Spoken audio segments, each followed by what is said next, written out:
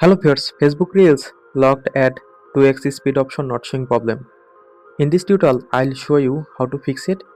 So let's start. For solving this problem, first of all go to Play Store, click on search bar and search for Facebook. From here, update your Facebook apps in latest version.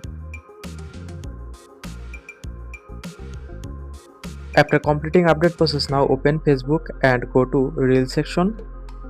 Now press and hold the middle on the right side, then push upwards and see locked at 2x speed option showing now.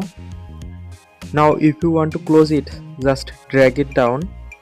In this way you can easily fix Facebook Reels locked at 2x speed option not showing problem.